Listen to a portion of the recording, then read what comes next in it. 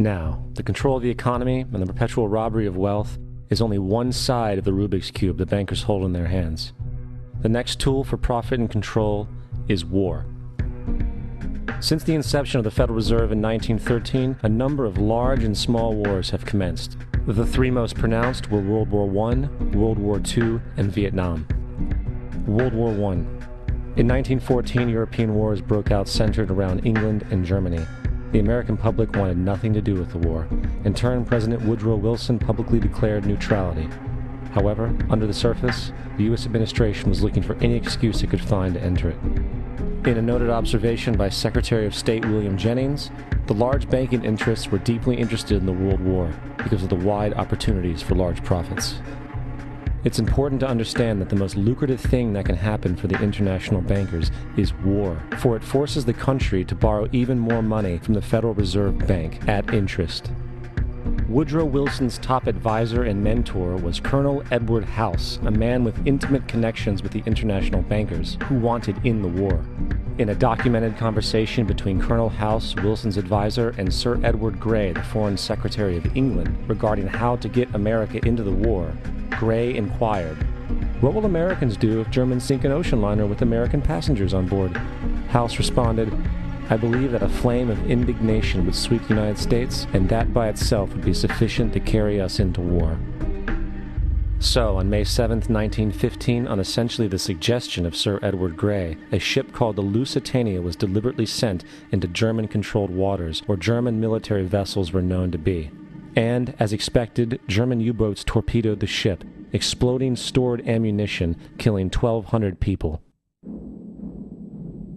To further understand the deliberate nature of this setup, the German embassy actually put advertisements in the New York Times telling people that if they boarded the Lusitania, they did so at their own risk, as such a ship sailing from America to England through the war zone would be liable to destruction. In turn, and as anticipated, the sinking of the Lusitania caused a wave of anger among the American population, and America entered the war a short time after. The First World War caused 323,000 American deaths. J.D. Rockefeller made $200 million off of it. Not to mention the war cost about $30 billion for America, most of which was borrowed from the Federal Reserve Bank at interest, furthering the profits of the international bankers. World War II. On December 7, 1941, Japan attacked the American fleet at Pearl Harbor, triggering our entry into that war. President Franklin D. Roosevelt declared the attack was a day that will live in infamy. A day of infamy indeed, but not because of the alleged surprise attack on Pearl Harbor. After 60 years of surfacing information, it is clear that not only was the attack on Pearl Harbor known weeks in advance, it was outright wanted and provoked. Roosevelt, whose family had been New York bankers since the 18th century, whose uncle Frederick was on the original Federal Reserve Board, was very sympathetic to the interests of the international bankers, and the interest was to enter the war, as we've seen, nothing is more profitable for international bankers than war. In a journal entry by Roosevelt's Secretary of War Henry Stimson, dated November 25, 1941, he documented a conversation he had with Roosevelt. The question was, how should we maneuver them into firing the first shot? It was desirable to make sure the Japanese be the ones to do this, so that there should remain no doubt as to who were the aggressors. In the months leading up to the attack on Pearl Harbor, Roosevelt had done almost everything in his power to anger the Japanese, showing a posture of aggression. He halted all of Japan's imports of American petroleum. He froze all the Japanese assets in the United States. He made public loans to nationalist China and supplied military aid to the British, both enemies of Japan in the war, which, by the way, is completely in violation of international war rules. And on December 4th, 3 days before the attack, Australian intelligence told Roosevelt about a Japanese task force moving towards Pearl Harbor. Roosevelt ignored it. So, as hoped and allowed, on December 7, 1941, Japan attacked Pearl Harbor, killing 2,400 soldiers. Before Pearl Harbor, 83% of the American public wanted nothing to do with the war. After Pearl Harbor, 1 million men volunteered for the war. It is important to note, Nazi Germany's war effort was largely supported by two organizations, one of which was called IG Farben. IG Farben produced 84% of Germany's explosives, and even the Zyklon B used in the concentration camps to kill millions. One of the unspoken partners of IG Farben was J.D. Rockefeller's Standard Oil Company in America. In fact, the German Air Force could not operate without a special additive patented by Rockefeller Standard Oil. The drastic bombing of London by Nazi Germany, for example, was made possible by a $20 million sale of fuel to IG Farben by the Rockefeller Standard Oil Company. This is just one small point on the topic of how American business funded both sides of World War II. One other treasonous organization worth mentioning is the Union Banking Corporation of New York City. Not only did it finance numerous aspects of Hitler's rise to power, along with actual materials during the war, it was also a Nazi money laundering bank, which was eventually exposed for having millions of dollars of Nazi money in its vaults. The Union Banking Corporation of New York was eventually seized for violations of the Trading with the Enemy Act. Guess who the director and vice president of the Union Bank was? Prescott Bush, our current president's grandfather, and of course our former president's father. Keep that in mind when considering the moral and political dispositions of the Bush family. Vietnam. The United States' official declaration of war on North Vietnam in 1964 came after an alleged incident involving 2 U.S. destroyers being attacked by North Vietnamese PT boats in the Gulf of Tonkin. This was known as the Gulf of Tonkin Incident. This single situation was the catalytic pretext for massive troop deployment and full-fledged warfare. One problem, however, the attack on the U.S. destroyers by Vietnamese PT boats never happened. It was a completely staged event to have an excuse to enter the war.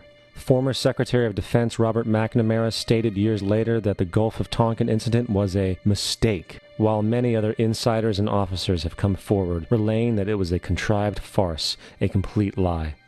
Once in the war, it was business as usual. In October 1966, President Lyndon Johnson lifted trading restrictions on the Soviet bloc, knowing full well that the Soviets were providing upwards of 80% of North Vietnam's war supplies. Consequently, Rockefeller interests financed factories in the Soviet Union, which the Soviets used to manufacture military equipment and send it to North Vietnam. However, the funding of both sides of this conflict was only one side of the coin. In 1985, Vietnam's rules of engagement were declassified. This detailed what American troops were and were not allowed to do in the war. It included absurdities like North Vietnamese anti-aircraft missile systems could not be bombed until they were known to be fully operational. No enemy could be pursued once they crossed the border of Laos or Cambodia. And most revealing of all, the most critical strategic targets were not allowed to be attacked unless initiated by high military officials. Apart from these imposed ludicrous limitations, North Vietnam was informed of these restrictions and therefore could base entire strategies around the limitations of the American forces. This is why the war went on so long. And the bottom line is this: the Vietnam War was never meant to be won, just sustained. This war for profit resulted in 58,000 American deaths and 3 million dead Vietnamese. So, where are we now?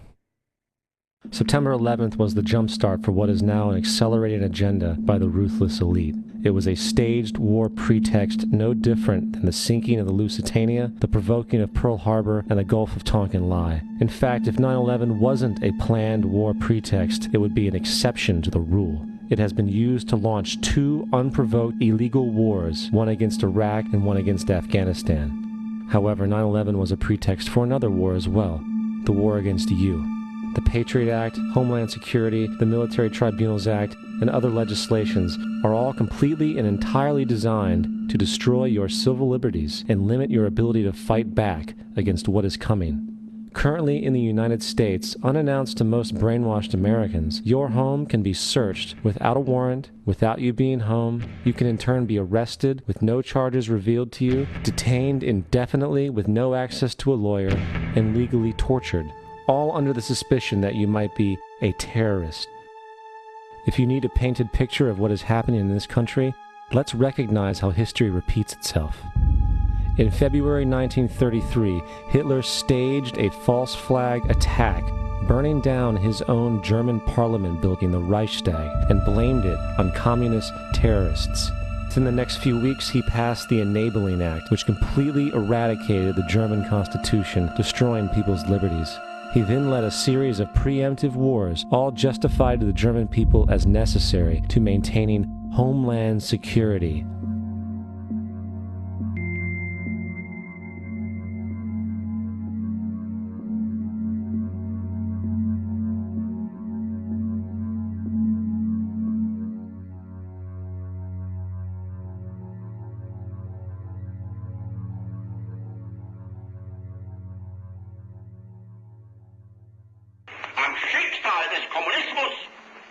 sich mit ihm verbrüdernden anderen Organisationen ändert dies nichts. Our enemy is a radical network of terrorists and every government that supports them. It's time to wake up. The people in power go out of their way to make sure that you are perpetually misled and manipulated. The majority's perception of reality, especially in the political arena, is not their own. It is shrewdly imposed upon them without them even knowing it. For example, the public at large actually believes the invasion of Iraq is going badly, as sectarian violence doesn't seem to stop. What the public fails to see is that the destabilization of Iraq is exactly what the people behind the government want. This war is to be sustained so the region can be divided up, domination of the oil maintained, continual profits reaped for the defense contractors, and most importantly, permanent military bases established to be used as a launching pad against other oil-bearing, non-conforming countries such as Iran and Syria. For further implication that the civil war and destabilization is purely intentional, in 2005, 2 elite British SAS officers were arrested by Iraqi police after being caught driving around in their car shooting at civilians while dressed up as Arabs. After being arrested and taken to a jail in Basra, the British Army immediately requested the release of these men. When the Basra government refused, British tanks came in and physically broke out the men from the Basra prison. If you wish to destroy an area, how do you do it? Well, there are 2 ways. You can go in there and bomb it and so forth, but that is not very efficient. What you do is you try to get the people in that area to kill each other and to destroy their own territory, their own farms. And that's what's been done in that area. The way in which you destroy an opponent is get him to destroy himself by dividing his ranks against one another. Then you feed both sides. You have agents feeding both sides, inflaming both sides. And they kill each other off. And it's time that some of us woke up to this reality to understand that people who try to maintain empires and create empires do it by manipulating the people they're trying to conquer